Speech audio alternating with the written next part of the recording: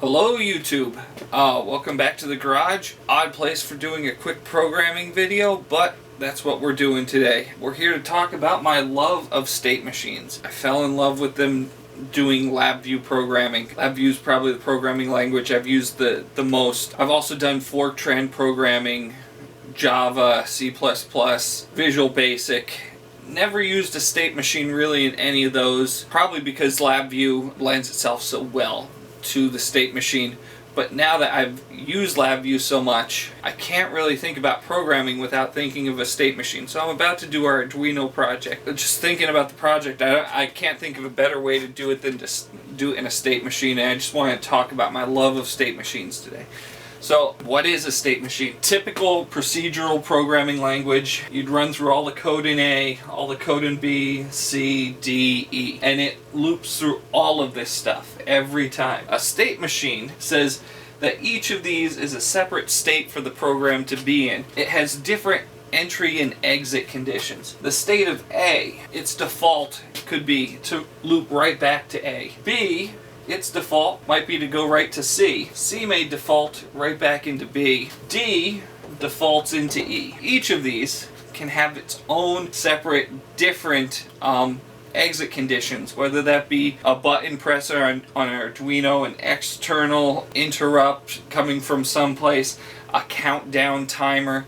There's numerous things that could happen to make these things change state. A might have a state change condition for B, and B might have a state change right into D. C also might have a condition that takes it into D as well. And E, its default might be always to come back to A. So the real world example of this would be vending machine. State A might be its steady state condition, where it's just keeping everything cold. It's just cycling the compressor on and off, making sure the lights are on, whatever it needs to do, just sitting back, hanging out. State B might happen after it's seen money come into the machine. So something actuates trips, and now we've got money coming into the machine. That was a horrible coin. So it's got money coming into the machine, which forces it into state B. State B immediately goes to button select. But if a valid selection isn't made, maybe it's going back to B to look for more money.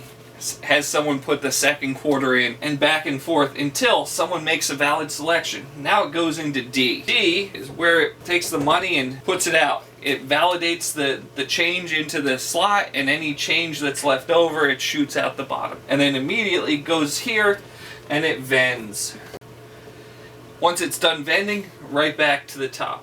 And you can do all kinds of different escapes. You know, if this fails to happen correctly, it doesn't have enough change, maybe it has an error state that brings it right back to here and asks you for a different selection. Very powerful in how these programs can jump around. You can reorganize all these through the states and how they escape and how you get into them. I'm going to do some Arduino programming using a state machine. I've done lots of LabVIEW programs, tons and tons of LabVIEW programs. It's my primary method for doing small programs in LabVIEW. So anyway, I love them.